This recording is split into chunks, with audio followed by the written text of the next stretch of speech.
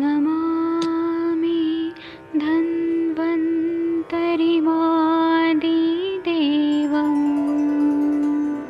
सुरासुरैर्वन्दितपादपद्मम् लोके जरामृत्युनाशं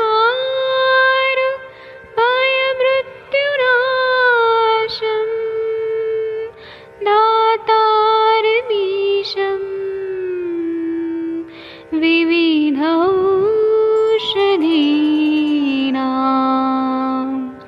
शङ्खं चक्रं जलौकां दधतं मृतघटं चारुतोर्भिश्चतुर्भिः सूक्ष्मस्वच्छादिरुद्यं शुकपरिविलसन् मौलिमम्भोजनेत्रं कालाम्बोदोज्ज्वलाङ्गं कटितटविलसत् चारुपीताम्बराढ्यं वन्दे धन्वन्तरिन्तं निखिलगदमिव प्रौढदावाग्निनीलम्।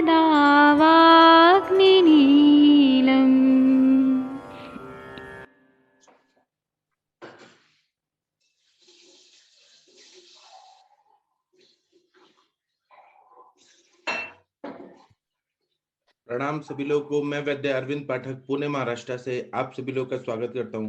हम लोग अभी माधव निदान का जो है पांडुरोग का हम लोग पूर्व रूप जो है वो देखेंगे और आप लोग भी बताइएगा अपना अपना मत। तो मैं पहले थोड़ा सब लोगों को म्यूट कर देता हूँ, क्योंकि जब लोग नए लोग जुड़ रहे हैं तो किचन की आवाज आती है, डिस्टर्ब होता है। 1 मिनट जी, मैं बाद में अनम्यूट करता हूँ। पहले मैं ये श्लोक बता देता हूँ। अभी आप लोग के स्क्रीन पे पांडु रूप के पूर्व रूप 3रा नंबर का श्लोक है, वह देखिए। इसमें इतना बढ़िया बता रहे हैं, एक एक शब्द जो है इतना बढ़िया है, और ऐसे ही पेशेंट हमको दिखाई देते हैं प्रैक्टिस में। आप लोगों ने भी देखे हैं। अब हम पढ़ने के बाद और अच्छा पेशेंट देखेंगे तो और अच्छा समझ आएगा। इसमें ऐसा बताया कि त्वक स्फोटनम स्थीवन गात्र साध मृद भक्षण प्रेक्षण कुटशोथाः विणमूत्र पित्तत्वम मथा विपाको भविष्यस्य पुरःसराणि। इसका मतलब यह है कि पांडुरोग की पूर्व रूपावस्था, जैसे कि बारिश आने वाली होती है तो वातावरण में पूरे वायु मंडल में पहले ही बादल छा जाते हैं, तो पता चल जाता है कि अब बारिश होने वाली है। उसी तरह से ये सिम्टम देख के सिम्टम आ जाते हैं तो पता चल जाता है कि अब पांडुरोग होने वाला है। ये रूपावस्था नहीं है, पूर्व रूपावस्था है। तो इसमें क्या होता है कि पांडुरोग की पूर्व रूपावस्था में रोगी की त्वचा इतनी रुक्ष हो जाती है, इतना ज्यादा ड्राइनेस आता है। और मैंने आप लोगों को बताया था कि पित्तवर्धक आहार विहार का सेवन करने की वजह से शरीर में अंदर ही अंदर स्वेदन होता है, और स्वेदन होता है तो पूरा शरीर का जलियांश निकल जाता है, और उसी तरह से स्नेहांश जो रहता है, स्नेह, वो कम हो जाता है। इसीलिए शरीर में रुक्षता आ जाती है। इतना ज्यादा त्वचा रुक्ष हो जाती है कि उसमें चिरके पड़ जाते हैं, त्वचा फटी हुई दिखाई देती है। कहीं कहीं त्वक पाटन स्टीवन गात्र साधा ऐसा है। इसका मतलब है कि शरीर जो ये बोल रहे हैं ना कि त्वक स्फोटनम, त्वक स्फोटनम त्वचा किंचित विदरणम, मतलब त्वचा में कुछ कुछ स्किन फटती जाती है, त्वचा में चिरके आ जाते हैं। उसके बाद बताते हैं कि मुख में हर वक्त थूक भरा रहता है, मनुष्य थूकता ही रहता है, इसलिए इसको प्रचलित भाषा में थुकथुकी कहते हैं। और जब ये शुद्ध रक्त न बनने से अंग प्रत्यंग अत्यंत दुर्बल हो जाते हैं, क्योंकि ब्लड सर्कुलेशन नहीं हो पा रहा है, क्योंकि खून की कमी हो जा रही है। तो उसकी वजह से पूरे जो अंग प्रत्यंग सभी धातुएं हैं वो बहुत ज्यादा दुर्बल हो जाती है, शिथिलता आ जाती है, लूज पड़ जाते हैं। उसी तरह से थुकथुकी को दूर करने के लिए मनुष्य मिट्टी का आश्रय लेता है कि मिट्टी खा ले तो थोड़ा उसको अच्छा लगेगा, क्योंकि मिट्टी की गंध तो हृदय होती है। मिट्टी चाहे खाई हुई मिट्टी चाहे उल्टा ही प्रभाव करे, लेकिन मिट्टी खाने की इच्छा जरूर होती है। ये जो पांडुरोग के पूर्व रूपावस्था में नेत्र मंडल का जो उन्नत भाग है, जिससे गंडकूट भी कहते हैं या अक्षिकूट कहते हैं, तो प्रेक्षण कूट शोथ, जब ये बोल रहे हैं तो इसका मतलब है कि अक्षी गोलक के ऊपर चारों ओर ना अक्षिकूट शोथ हो जाता है, सूजन आ जाती है। उसी तरह से आहार का ठीक ठीक परिपाक नहीं होता है, मतलब अग्निमांद्यता रहेगी और अपचन रहेगा। रक्ताल्पता का ये एक प्रत्यक्ष लक्षण है कि उसको ना अक्षिकुट शोथ, ये सिम्टम टिपिकल सिम्टम दिखता है। और रस की अल्पता से उद्रिक्त पित्त सारे शरीर में फैल जाता है। मल और मूत्र भी पीले पड़ जाते हैं। वीण मूत्र पित्तत्वम मथा विपाको, ऐसे बोल रहे हैं कि मल और मूत्र जो है वो पीले हो जाते हैं। इसी तरह से अ, अविपाक होता है, खाया हुआ भोजन परिपाक ठीक से नहीं प्राप्त होता है, तो मतलब भूख भी नहीं लगती है अच्छे से, खाया पचता भी नहीं है। और ये सब होने से पुरःसराणी, मतलब पांडुरोग के पूर्व रूप है, पहले ही ये सारे सिम्टम आ जाते हैं। और फिर वह अगर उस टाइम पे चिकित्सा कर दिया गया और पांडुरोग का डायग्नोसिस परफेक्ट हो गया तो सब पता चल गया। अगर नहीं ट्रीटमेंट दिया गया तो वो मतलब पांडुरोग में कन्वर्ट हो जाता है। तो जितने भी अपने आयुर्वेद के श्रेष्ठ बूढ़े बूढ़े चिकित्सक है, वृद्ध चिकित्सक, वो लोग का डायग्नोसिस इतना परफेक्ट होता है कि वो लोग पूर्व रूपावस्था में एक पेशेंट को पकड़ लेते हैं, मतलब समझ जाते हैं कि इनको अभी पांडु रोग होने वाला है। हम लोग को और इस पे पेशेंट देखना पड़ेगा, समझना पड़ेगा। तो पूर्व रूप अवस्था में समझ गए तो चिकित्सा उसी टाइम कर दिया तो फिर वो व्याधि हो ही नहीं सकता है। अब मैं आप लोगों को अनम्यूट करता हूँ, आप लोग आइए और हम लोग चर्चा करते हैं। क्योंकि माधव निदान की ये जो क्लास हो रही है ना, ये शायद भारत में कहीं पर भी इस तरह से डिस्कशन नहीं होता। लोग पढ़ते हैं फिर किताब बंद कर देते हैं, लेकिन हम लोग डिस्कस करते हैं, पेशेंट पे चर्चा करते हैं। ये तो एकदम अलग ही जो भी सेशन हो रहा है, अलग ही हो रहा है। तो अभी आप लोग एक बार देखिए अनम्यूट करके कि अनम्यूट हो पा रहे हैं क्या? अनम्यूट हो रहे हैं कि नहीं, देखिए एक बार। जी हो रहे हैं, तो ठीक है। अभी आप लोग बताइए अपना अनुभव कि आप लोगों ने ऐसे पेशेंट देखे हैं कि मतलब खून की कमी है, एनीमिक होने वाले हैं, या फिर उनको त्वक स्फोटन हो रहा है, अक्षिकूट शोथ है, कुछ ऐसा अनुभव है तो कृपया बताइए आप लोग। डॉक्टर मनीषा सिंह मैम, आप आपने पेशेंट देखे हैं क्या अपने प्रैक्टिस में? लेडीज पेशेंट भी आती हैं, खून की कमी हो रही है तो, एनीमिक है तो। Doctor Manisha Singh ma'am. जी सर, प्रणाम सर। हाँ प्रणाम, थोड़ा अनुभव बताइए ना। जी सर, महिलाओं में तो ज्यादा मिलता है, जैसे ग्रामीण अंचलों में जाते हैं हम लोग शिविर करने, जी तो उनमें ज्यादातर महिलाओं में मिलता है ये, बच्चों में भी मिलता है। और जो अभी बताए हैं सर, सारे लक्षण रहते हैं उनमें। रुक्षता आ जाती है स्किन की, तो प्रथम पहचान यही थी कि त्वक जो है रुक्षता आ जाती है, प्रश्काय हो जाते हैं, पीताभ वर्ण हो जाते हैं, नेत्रगोलक स्वेलिंग आ जाती है। तो और उधर भी काफी निकला हुआ रहता है प्राय बच्चों में भी। तो उनमें यही फिर पांडु रोग की चिकित्सा चलाते हैं सर। और जी कुपोषण की वजह से भी उनमें ज्यादा होता है ग्रामीण अंचलों में, महिलाओं में। जी तो उसी में ये पांडु रोग की चिकित्सा चलाते हैं सर, उनको देते हैं।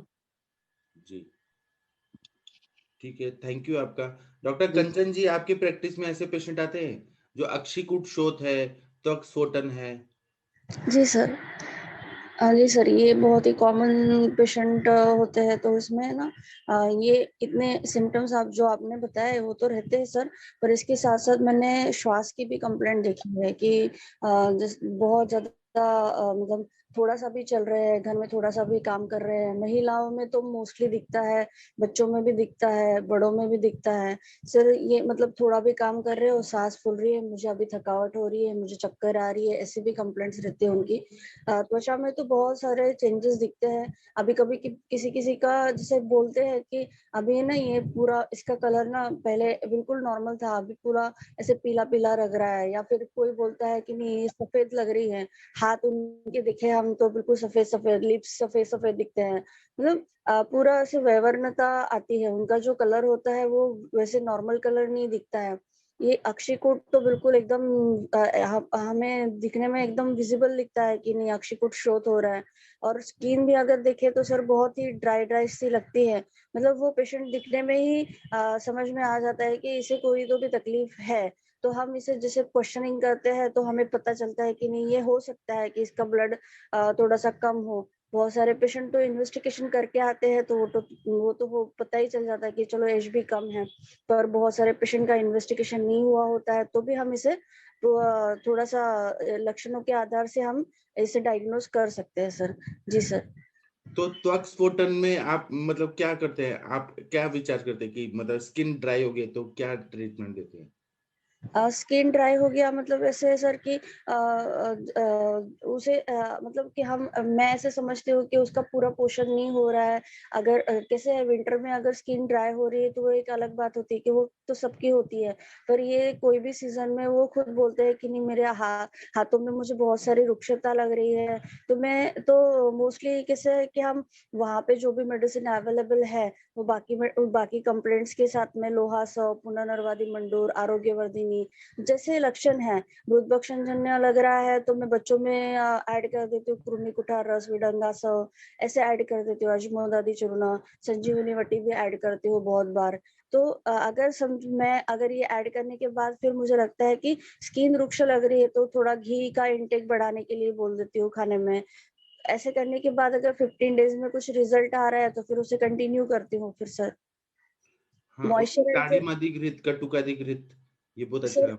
हाँ सर, पर ये जो मेरे पास तो ये अवेलेबल नहीं होते हैं ये सारे घी, तो मैं उनको घर के घी में ही गोघृत जो होता है वो खाने के लिए बोल देती हूँ, थोड़ा सा मॉइस्चराइजर के लिए। फिर उनको ऑयलिंग करने के लिए बोलती हूँ, अभ्यंग करने के लिए बोलती हूँ, क्योंकि इंटरनली तो देना है, तब तक के लिए थोड़ा पेशेंट को थोड़ा रिलीफ लगे, इसलिए कुछ ऊपर से लोकल एप्लीकेशन के लिए भी बोल देती हूँ सर।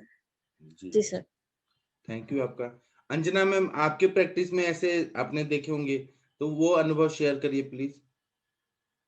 जी सर। जी सर, नमस्कार सभी लोग को, शुभ प्रभात। जी सर, ये बहुत एक अच्छी चीज है आपने जो आज पूर्ण रूप पे ही अगर हम चिकित्सा आराम कर देते हैं तो ये प्रॉब्लम बाद में बहुत ज्यादा नहीं आती है।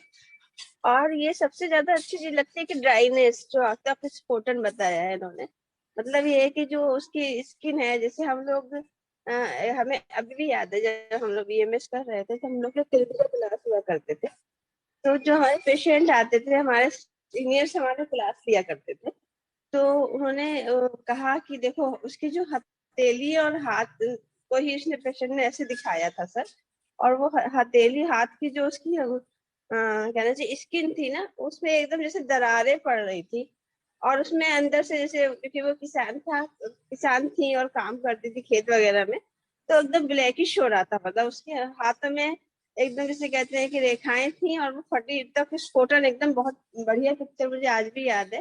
और वो एकदम उसमें जैसे कहते हैं कि गंदी गंदी जो मिट्टी टाइप की रेखा उसमें अंदर रेखाओं के अंदर तक घुसी हुई थी। और उसके अलावा पेशेंट के जो लक्षण हमने अभी पढ़े सारे लक्षण, जैसे थूकना है, उसको बार बार थूकना है, उसकी बॉडी में पूरी बॉडी एक होना है, और उसके बाद उसको मिट्टी खाती थी, उसके बाद ही वो मिट्टी खाती थी पेशेंट, और आंखों के चारों तरफ आए मुझे लगता था कि वो एक तरह की शेयरिंग होना, चेहरे पे एकदम कहना चाहिए उसकी कांति का नष्ट होना या चेहरा एकदम डल होना।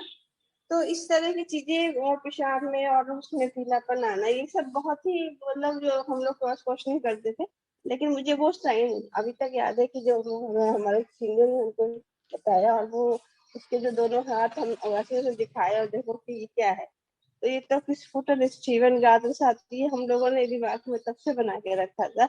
और ऐसे पेशेंट में जैसे आप बताते हो, वैसे ही उस पेशेंट में केवल इतना ही कहा गया था, क्योंकि वो समय थोड़ा सा और टफ था, मुझे लग रहा है मैं 20-25 साल पहले की बात बता रही होंगी, और उसको यही कहा गया था कि आप ऐसा करो कि यहाँ से त्रिफला चूर्ण ले जाओ, और अपने घर में घी रखे होगे और उस घी के साथ मिलाओ और उसको खाओ। और लोहासब वगैरह मिलता था, आरोग्यवर्धिनी कॉलेज से मैं जाती थी, तो लोहासब और आरोग्यवर्धिनी पट्टी हम लोग खाते खिलाए पेशेंट को, उससे काफी हम पेशेंट को रेस्पॉन्स भी मिला, और क्या कहते हैं जो है इस तरह से पेशेंट की ये प्रॉब्लम सॉल्व हुई।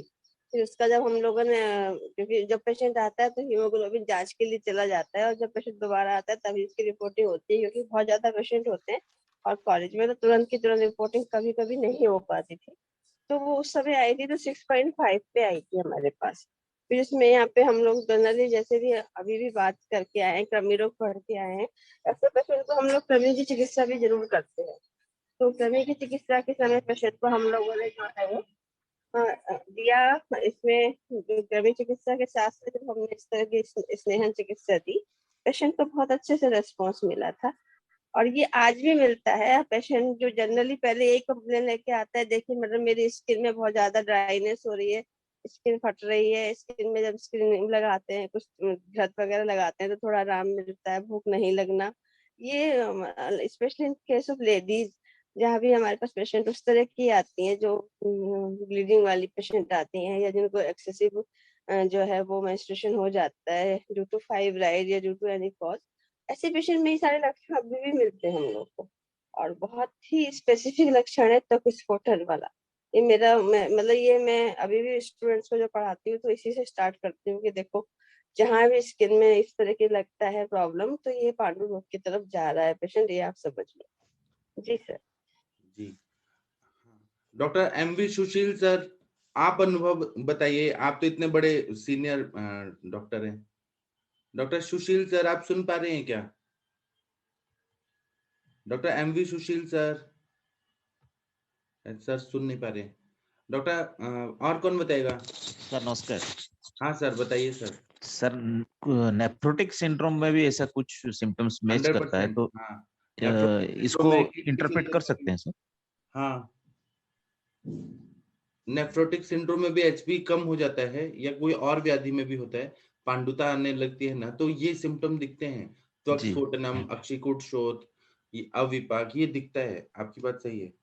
तो चिकित्सा में पांडु की तरह कर सकते हैं इस केस को? कर सकते नहीं, करना ही चाहिए ना सर।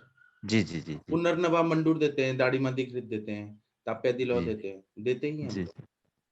जी हाँ, पवन जी आप बताइए सर। प्रणाम सर। हाँ सर, सभी वैद्यों को प्रणाम सर। हाइपोथायरॉयडिज्म इसका सबसे बेस्ट मतलब वो है। हाइपोथायरॉयडिज्म में अक्सीकोट भी मिलेगा आपको, पैलर भी मिलेगा, और उसमें शरीर में स्थिरता भी ज्यादा मिलेगी। ड्राई उसमें स्किन भी मिलेगा। ड्राई स्किन भी मिलेगा, जी और उसमें कॉन्स्टिपेशन भी मिलेगा। सारे मतलब 90% लक्षण आपको हाइपोथायरॉयडिज्म में ये सारे मिल जाएंगे पांडु वाले। जी, तो मैं पांडु रोग की भी चिकित्सा करेंगे तो वो मतलब वो ठीक हो जाएगा, है ना?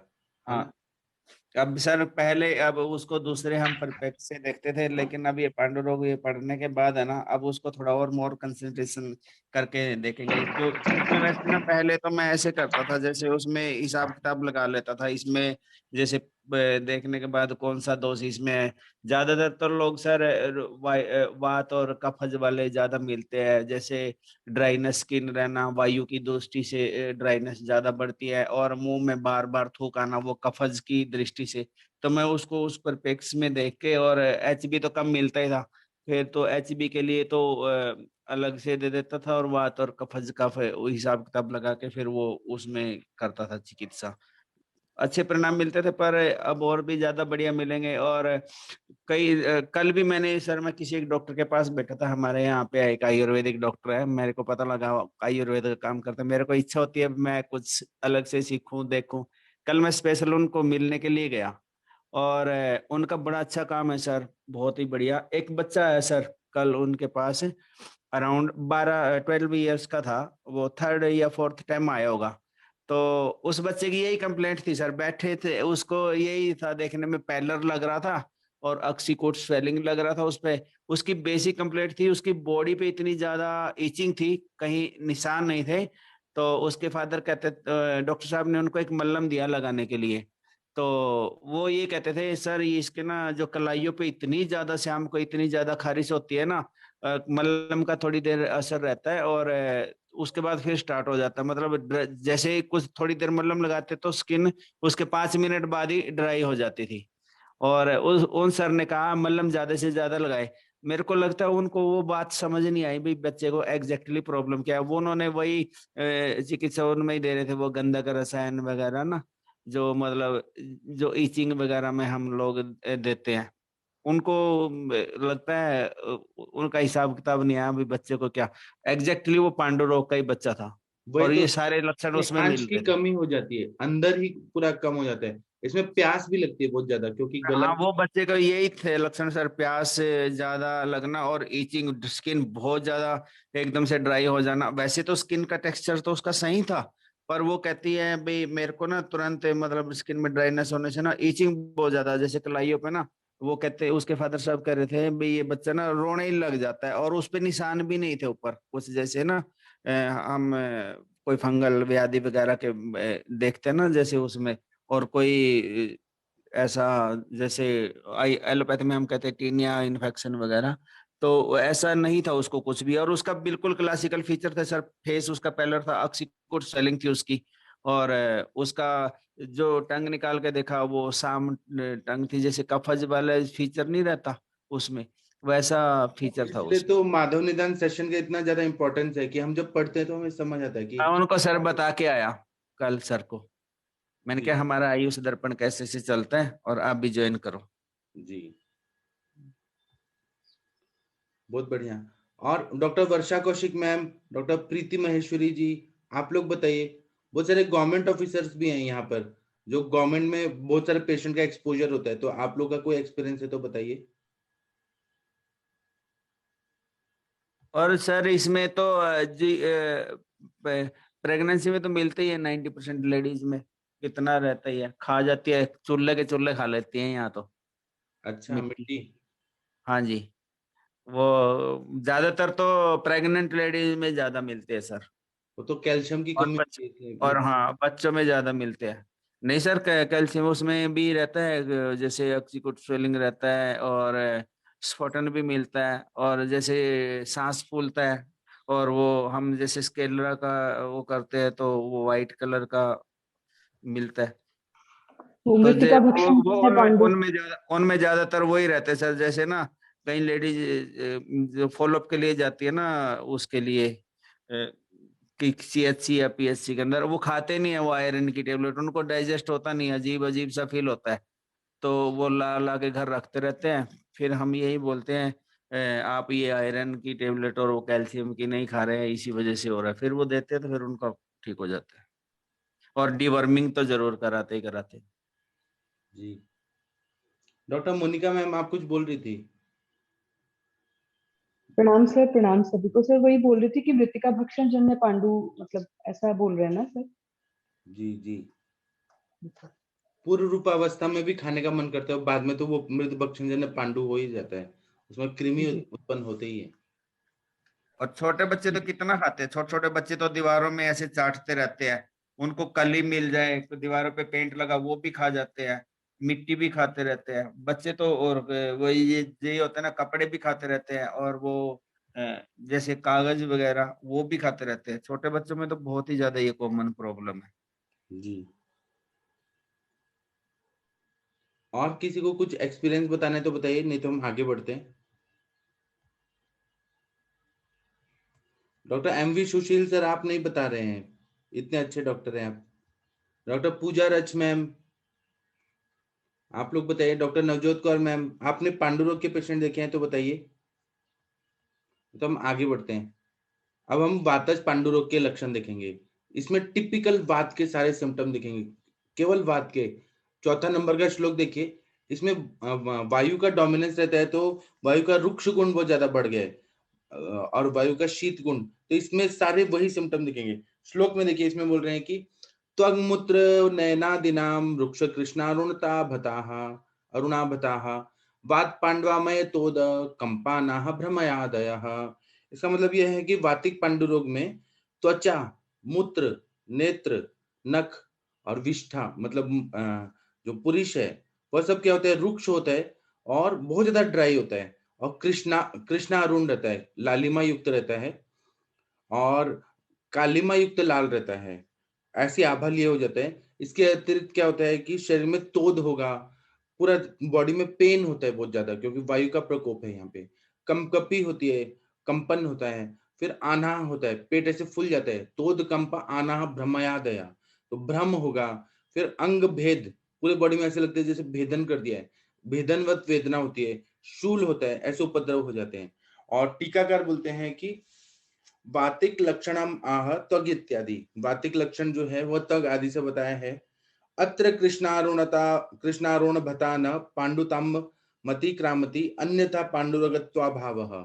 इसका मतलब वाताजन्य कृष्णाभता या अरुणाभता होती है, मतलब कालापन आ जाता है वायु की वजह से, शरीर काला पड़ जाता है, या फिर अरुण रंग का थोड़ा किंचित रेडिश टाइप हो जाता है, या कृष्णा अरुणाभता मतलब ब्लैकिश और रेडिश इस तरह से हो जाता है। और पांडु रोग में पांडुता तो दिखती है, वो पूरा मतलब शरीर जो है भेक वर्ण सन्निभा, बरसाती मेंढक की तरह शरीर एकदम पेलर हो जाता है।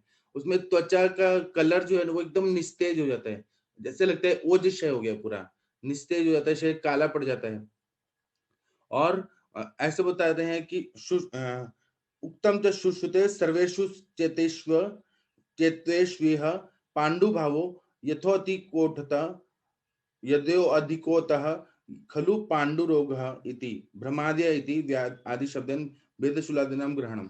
इसका मतलब यह है कि सुश्रुत संहिता में ऐसा बताया है कि सब दोषों की अपेक्षा पांडु भाव अधिक होता है, इसलिए इसको पांडु रोग बोला है।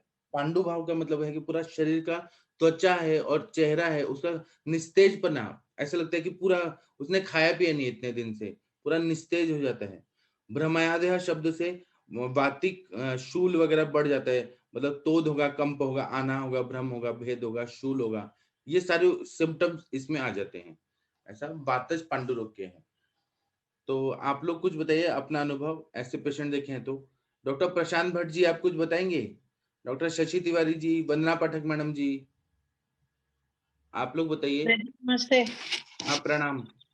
जी। वैसे जितने पेशेंट क्लिनिक में आते हैं यूजुअली हम लोग उनकी जो अपीयरेंस है, उनका चाल है, ये सब देखते हुए धीरे धीरे उस पर आते हैं कि अब ये क्या बोलेगा, उसके बाद उससे पूछना शुरू करते हैं। तो जैसे आप इधर मतलब हम लोग जनरली पूरा ऐसे करके देख लेते हैं, लेकिन अभी माधव निदान पढ़ने से अच्छा हो रहा है कि अलग अलग तरीके से हम उसको वातिक पैतिक इस तरीके से करके विभिन्न प्रकार के जो पांडु हैं किस कारण से हो रहे हैं, कि हेमरेजिक होगा कि अस्थि मज्जा की विकृति से होगा या उसमें हीमोपोएसिस कम हो रही है, इसलिए हम बाद में कारण पता करते हैं। बट बहुत कुछ आइडिया ये लग जाता है जब हम हेड टू टू एग्जामिनेशन करते हैं कि कहाँ कहाँ ये प्रॉब्लम पेशेंट की कहाँ हो सकती है। फिर हम लोग कंजंक्टिवा देख के और उसकी बातें सुन के उसकी हेतु क्या उसने लिया था ये समझ के हीमोग्लोबिन की जांच तो एक अलग बात होगी। बाकी जो ये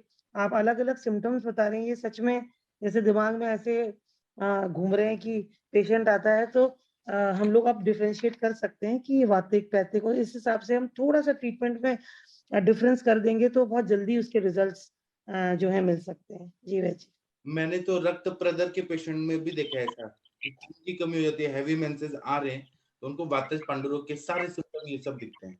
जी, जो आप बोल रहे ना किंचित जो है वो शाम होता है और किंचित अरुण, तो पित्त का भी कहीं कहीं उसमें रहता है। और पेशेंट्स जो हम लोगों के पास तो मोस्टली जो मेनोरेजिया की पेशेंट्स आती हैं या एंटीनेटल केयर के समय में जो आते हैं, तो हम लोगों को तो बहुत पांडु को मतलब ट्रीट करना ही रहता है। जी वैजी जी तो इंटरनेट का प्रॉब्लम है वैजी बीच बीच में मेरे। हाँ जी सर, गुड मॉर्निंग। हाँ जी मैम बताइए।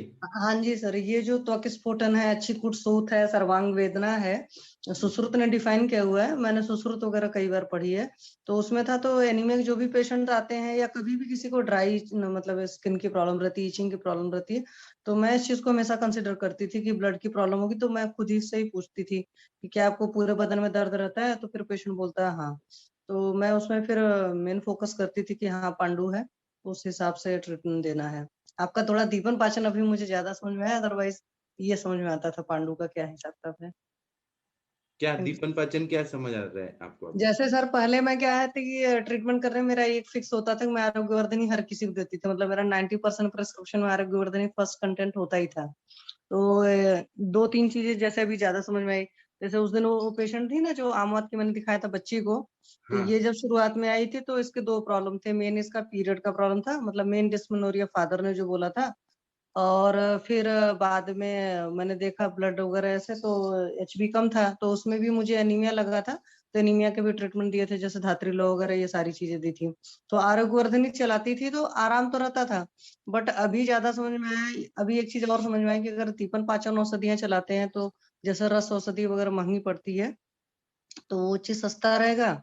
और एक चीज ये नहीं पूछ पाते थे कि खाना आप भूख लगने पर खाते हो कि ऐसे ही टाइमली खा लेते हो, तो ये बहुत बड़ी चीज थी, क्योंकि नॉर्मली इंसान टाइम से खा लेता है, भूख लगे न लगे, मन है तो खा लेता है, तो मन होने से भी ऐसा नहीं है कि भूख लगी ही है। तो जो पुराने जमाने में बोलते नहीं थे कि आग लगी है, इतना तेज भूख लगे तब इंसान को खाना खाना चाहिए। तो ये सारी चीजें अब जाकर धीरे धीरे पता चल रही हैं। और अभी भी ईमानदारी से कहूँ सर, तो कई बार दीपन पाचन सही सिलेक्ट नहीं कर पाती हूँ कि पित्तज वाले में तो ठीक है, दाढ़ी वगैरह चला देंगे, वातज या कफज है तो उसमें वाकई कौन सा ऐसा चलाते हैं जो 100% हो एक्यूरेट, ये चीज है सर। जी वातज में चलाइए ना वो अजमोदादी वगैरह, लवण भास्कर है, अजमोदादी। कफज में भी तो काम पातज में करेगा तो आप दादी। घृत कफज में का भी सेवन पंचकोल करें, वगैरह चलाइए, त्रिकुट चलाइए। वो ठीक है, लेकिन दाढ़ी मती घृत देने में तो बहुत मजा आता है। घृत हाँ, मैंने अब सोचा सर अपने हर पेशेंट को बोलूंगी घी खाने को, तो बोलना शुरू कर दिया है। लेकिन ये जो घी के प्रिपरेशन हैं, जैसे दाढ़ी मात घृत, ये घृत, मैं उस दिन गई थी भी थी, चंडीगढ़ में नहीं अवेलेबल होते हैं इस तरह के प्रिपरेशन। तो जब आप तो डिमांड करेंगे तो आएंगे ना पेशेंट, क्यों नहीं आएंगे? मैम मैम कहाँ नहीं मिला आपको? अगर उन नहीं मिले तो मैम मैम दाढ़ी चंडीगढ़ मास्टर में लेके घी दो में मिला लो। मैम चंडीगढ़ में जीरकपुर में आयुर्वेदशाला का पूरा एक वो है, आउटलेट है, वहां से ले सकते हो आप आराम से। अच्छा, क्योंकि जो 2-3 हाँ दुकानें हैं, पर एक 27 में, एक 37 में है, और एक सेक्टर नहीं 11 मैम, आप पंचकुला। जीरकपुर से ले लीजिए, वहां पे पूरा बड़ा इनका वो है, कलेक्शन सेंटर है मैम। ठीक है मैम, आप नेट थैंक पे यू। सर्च करेंगे ना, आपको मिल जाएगा। कुछ ना भी मिले तो घृत ना मिले तो दाढ़ी मास्टर चून लेके घी मिला लो। हाँ, किया जा सकता है, ये चीज लाई थी मैं युक्ति, हाँ करूंगी। युक्ति तो कुछ न कुछ लगाना ही पड़ेगा। जी sir, thank you sir, doctor Pawan, thank you Monica ma'am, thank you Arvind sir. जी सर इसकी व्यवस्था आयुर्वेद में इतनी अच्छी है, और अभी हम लोगों को तो बहुत अच्छा ज्ञान मिल रहा है। स्नेह पान करने पर बहुत जल्दी रिजल्ट भी आता है।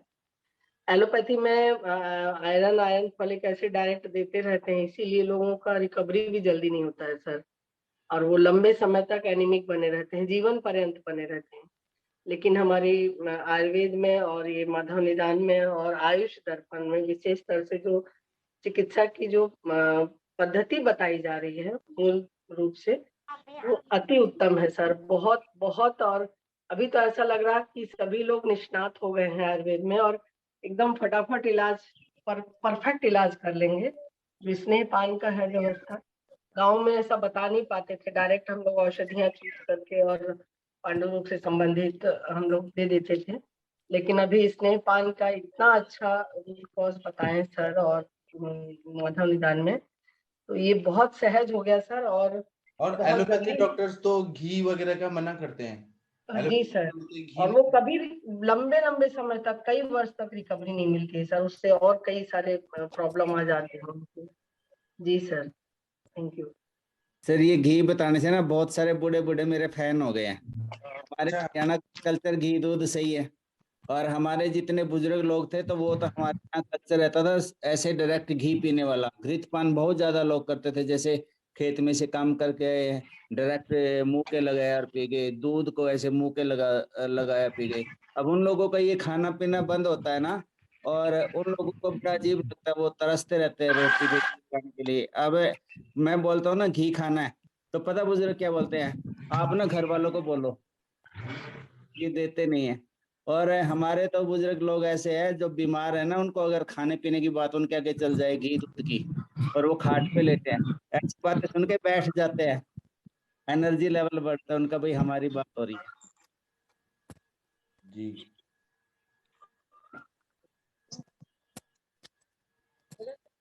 और किसी को कुछ बताना है तो बताइए।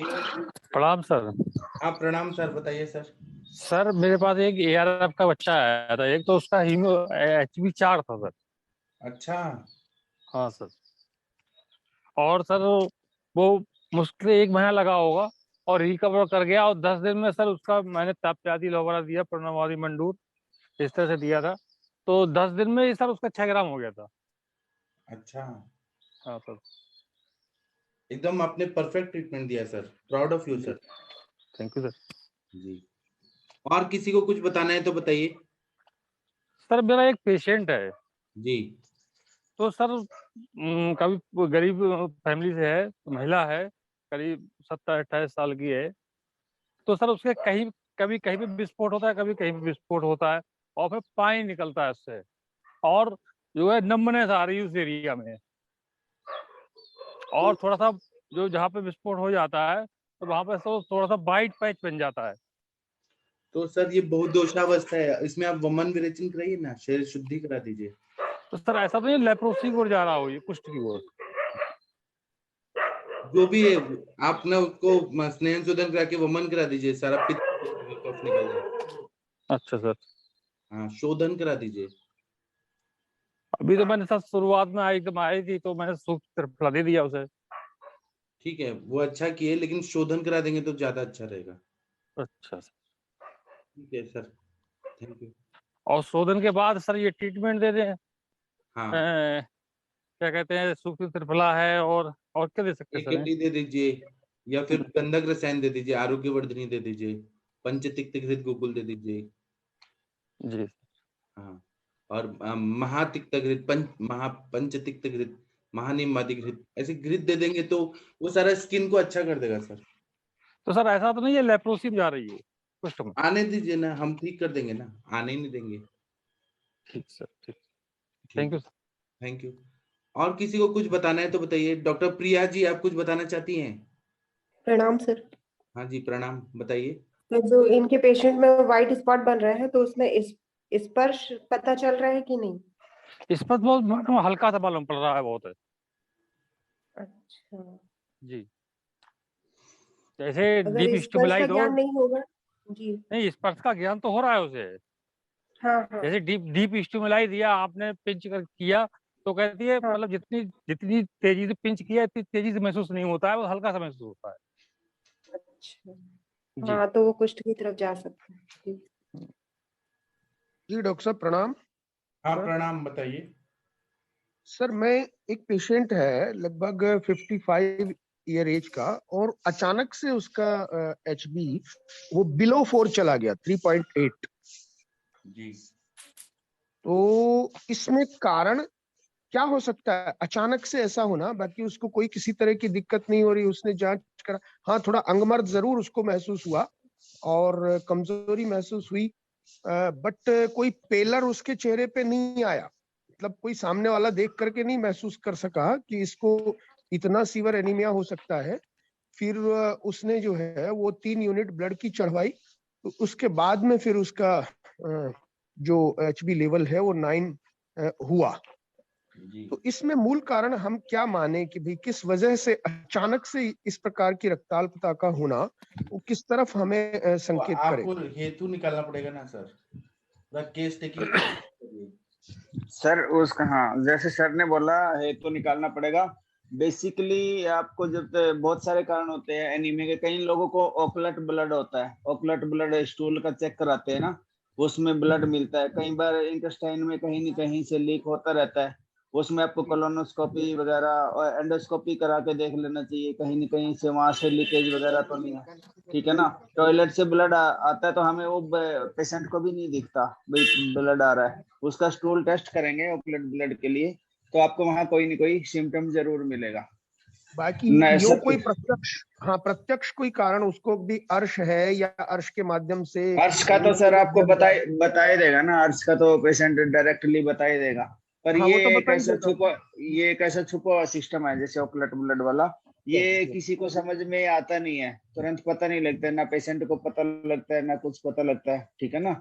और वो धीरे धीरे करके ब्लड निकलता रहता है और फिर बाद में पता लगता है कोई इंटेस्टाइन में कहीं नहीं कहीं जैसे लीक होता रहता है ब्लड, और कई बार एंडोस्कोप ऊपर से उसमें देखना पड़ेगा सर आपको भाई, अगर हिस्ट्री में ब्लैक कलर का स्टूल आ रहा है पूछ लेना चाहिए, अगर ब्लैक कलर का स्टूल आ रहा है तो वो ऊपर कहीं एपिगैस्ट्रिक रीजन में कोई न कोई वेन का ना छुटकी मुटकी वेन का कोई फटा हुआ होता है, जैसे अल्कोहलिक पेशेंट में भी बहुत ज्यादा ऐसा मिलता है अगर अल्कोहल पेशेंट लेता है तो। जी जी जी हाँ, थैंक यू। उसमें आप हिस्ट्री देखना एक बार, अल्कोहल की कोई ऐसी हिस्ट्री वगैरह नहीं, हो तो अल्कोहल की तो नहीं है सर, बिल्कुल भी नहीं है। अल्कोहलिक आप तो उनका कहीं ना नहीं है। स्टूल टेस्ट कराना, पक्का से मिलेगा। अब मान लो आपने ब्लड इन्फ्यूज करा दिया, ट्रांसफ्यूज, तो जी। हमने बेसिक संप्राप्ति तो भंग नहीं की ना उसकी। मतलब एक बार तो हो गया, धीरे धीरे फिर कम हो जाएगा। जब तक आप कारण नहीं ढूंढोगे सर उसका, फिर तब तक पता नहीं लगेगा ना। उसमें हेतु संप्राप्ति पूरा का पूरा आप एक बार संभाषण में लेके आइए, तो पता लगेगा, सब लोगों को ठीक है सर, मैं सीखने को उनको मिलेगा। आज संभाषण में लेके सर उनकी बाकी सीबीसी, डॉक्टर माधुरी बोल सर, इसमें ना ल्यूकेमिया का भी सोचिए अचानक हाँ उसमें वही सीबीसी का एक होता है। बार हाँ ल्यूकीमिया का मैम, ल्यूकीमिया का मैम ना क्लासिकल फीचर रहते हैं उसमें, नहीं, सारा अक्यूट ना में आता है सर, एक अक्यूट केसेस में होता है अचानक एचबी कम उसमें हुआ है जैसे तो थ्रोम्बोसाइटोपेनिया के सारे पिक्चर मिलते हैं ना ल्यूकीमिया सर में, एक तो बार वो चेक कर टीएलसी लीजिए, मुझे लगता है। जी सर, जी जी और मैम। कई बार सर जो है कुछ नहीं एमसीवी मिलता है सर कई एमसीवी बार कुछ काउंट नहीं का मिलता है, सर। केवल ब्लड सीबीसी कराने से ही मिलता है सर जो है। हाँ, तो ऐसा अनुभव है सर मुझे। एमसीवी काउंट पे ध्यान रखें। जैसे एमसीवी काउंट का मैं तो माइक्रोसाइटिक एनीमिया, आयरन डेफिशिएंसी है। अब इसमें भी हमारे बता आयुर्वेद में भी हम पढ़ ही गए ना अभी, उसमें इंट्रिंसिक फैक्टर जो B12 डेफिशिएंसी, मैक्रोसाइटिक एनीमिया, उसमें आरबीसी का मैचुरेशन नहीं हो पाता। प्रणाम, सुप्रभात। हेलो प्रणाम सर। मतलब एक जैसे सर अभी पवन सर बता रहे थे ना कि आप देखो तो स्टूल ब्लैक हो या इस तरह से, तो मैं मतलब कैसा है ना, एक पेशेंट है मेरे पास, लेकिन वो इसी तरह के लक्षण अलग अलग तरीके मतलब ठीक होते हुए, जैसे पहले वो पेशेंट जो आया था उसका एचबी काउंट थोड़ा तो कम था, बहुत कम नहीं था, और उसका पेट नहीं, मतलब मलावस्टम की उसकी हिस्ट्री थी, तो मैंने पेट साफ होने के लिए दिया। तो पहले दिन जब वो मतलब बता रहा था स्टूल का, वो बहुत ब्लैक था। फिर बाद में भी मलावस्टम है उसको, मतलब पहले से बेहतर है, लेकिन नॉर्मल स्टूल होने लगा। लेकिन वो कंप्लेन ये करता है कि दिन भर उसको कोई दिक्कत नहीं, लेकिन सुबह जब वो सो के उठता है ना, तो बदन पे कंडू, ड्राइनेस और लालिमा, और जैसे आप कलाई में कह रहे थे ना, खुजली है, इचिंग होती है, लेकिन उसका जो एचबी है वो इतना भी कम नहीं है, जैसे है कम, एनेमिक है, और उसकी नॉर्मल मतलब पहले की हिस्ट्री जो चल रही है वो आम बात की चल रही है, बट वो काफी कंट्रोल्ड है। RA टेस्ट और वो यूरिक एसिड वो सब कराया उसने, तो सब कुछ लेवल में धीरे धीरे आ रहा है। तो ये क्या हो सकता है, मतलब पूरे दिन खुजली नहीं है, सिर्फ सुबह उठते ही उसको खुजली है, मतलब। सर कई बार आम बात के पेशेंट को ना एलोपैथी में मिथोट्रेक्सिड एक ड्रग चलाते हैं, वो ड्रग इंड्यूस्ड भी होता है, उसमें फॉलिक एसिड। उसका फॉलिक जो दवाइयां चल रही ना, फॉलिक एसिड, हाइड्रोक्लोरोक्विन, उसकी वो दवाइयां भी चल रही, बट मैंने धीरे धीरे करके सब बंद करवा दिया, मतलब उसको अल्टरनेट करवा दिया है, या 2 दिन के बाद। तो क्या वो रीजन भी हो सकता है, क्या कारण हो सकता है ऐसे? सर ये ड्रग इंड्यूस्ड ही लग रहा है, जैसे मिथोट्रेक्सिड वगैरह खाते हैं ना, तो उसमें हो जाता है फुल। लेकिन अगर दवाई बंद करा दी है उनकी जो एलोपैथी जो भी है, और आयुर्वेद ही ले रहे हैं, सर फिर एक ही बार में थोड़ा, जो संप्राप्ति इतने साल से दवाई खाता, तो पेशेंट एकदम धीरे धीरे करके ही आएगा। लेकिन ये जो भी हो रहा है ना कंडू, और ये अभी ये गर्मी के मौसम में शुरू हुआ है, तो क्या एसी हो सकता है, क्या गर्मी की वजह से हो सकता है, ऐसा मैं सोच रहा था, मतलब सोच रहा था पूछूं आपसे, मतलब क्या कारण है, मतलब क्योंकि इतने टाइम तक उसको कुछ नहीं था, वो तो इतने समय से ले ही रहा है दवाइयां, हम धीरे धीरे कम ही कर, कि हाल के 10-15 दिन से उसको कंडू और इचिंग, तो मैंने उसी चक्कर में LFT KF मतलब हम नॉर्मल रूटीन भी करा लेते ना, तो उसमें भी कुछ खास नहीं, बस ये है कि उसका HB 11:30-12 के आसपास रहता है, और B12 कम रहता है, 100 के 80-84 के आसपास रहता है, बस यही है।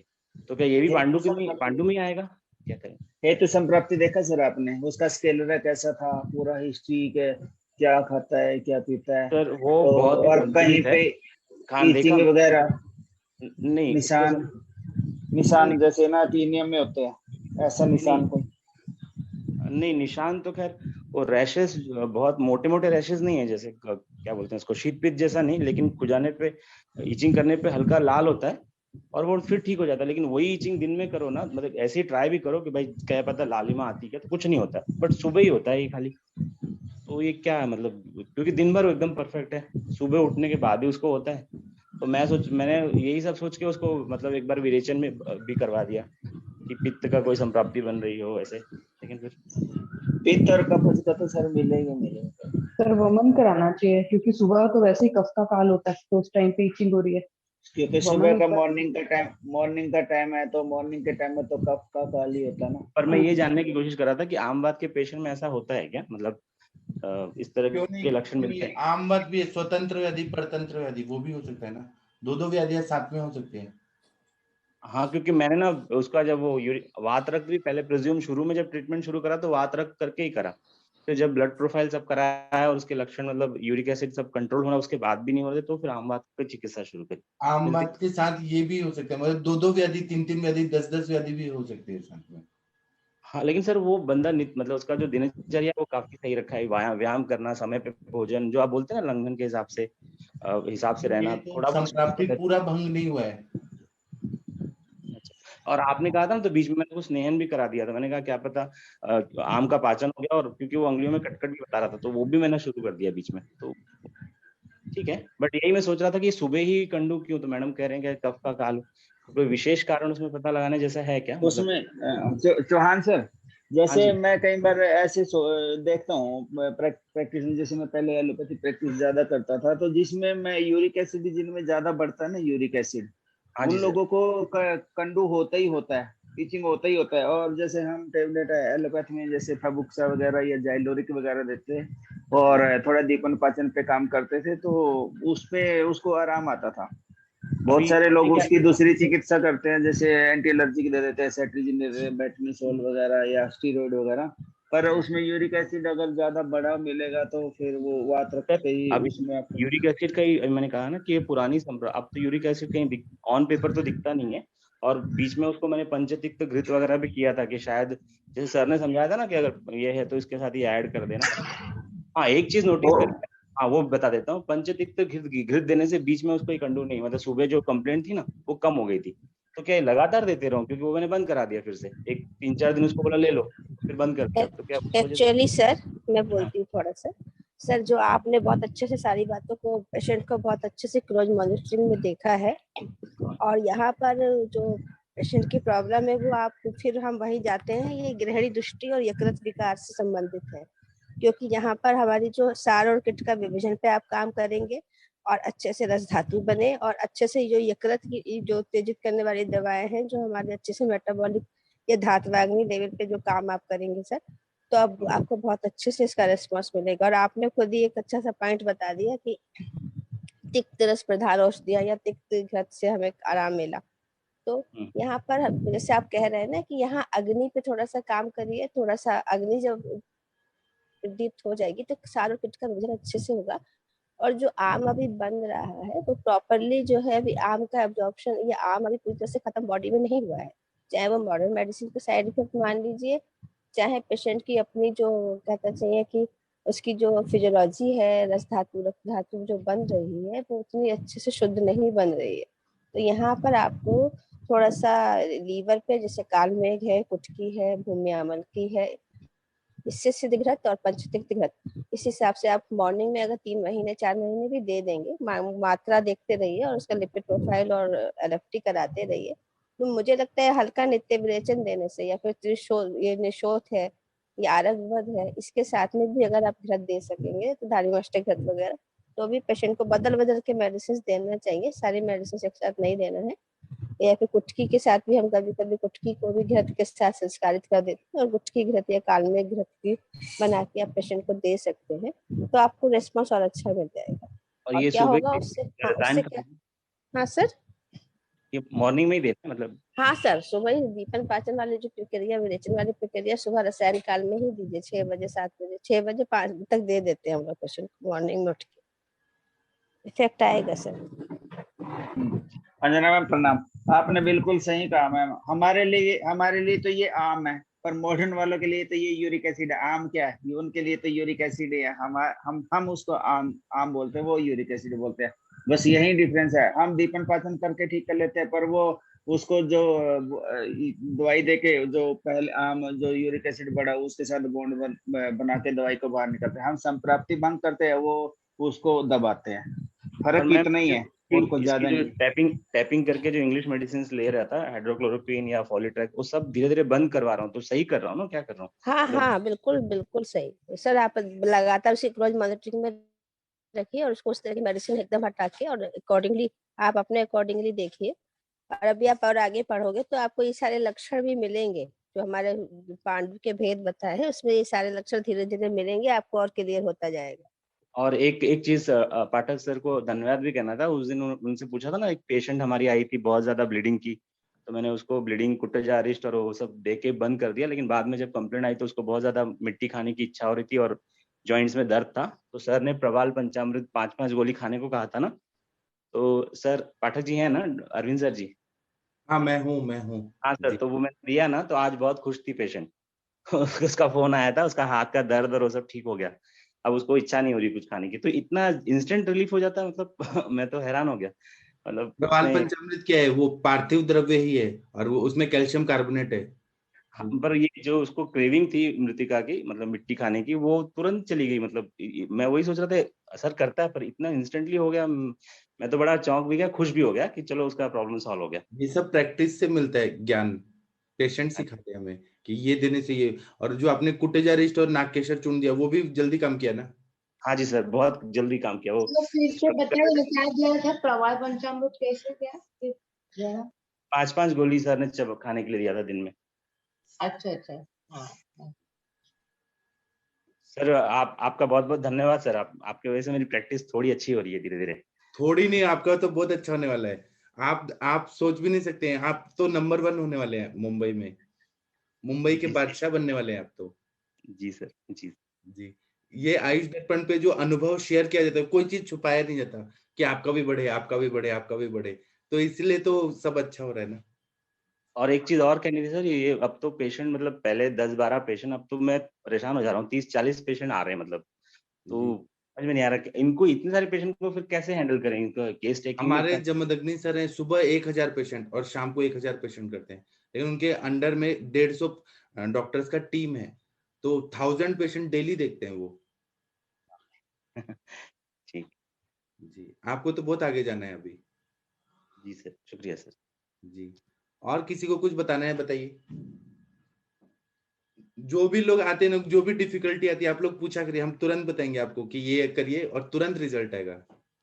सर मेरा एक पेशेंट है जी सर, तो उसे मल्टीपल जॉइंट्स में पेन है सर, जी और नी जॉइंट में थोड़ी सी स्वेलिंग भी थी। तो उसका हेतु सर जो मैंने निकाला, जब जी उसकी डिलीवरी हुई थी 8 साल पहले, तो उसमें बहुत ठंडा गर्म रहा था, बता रहे थे वो।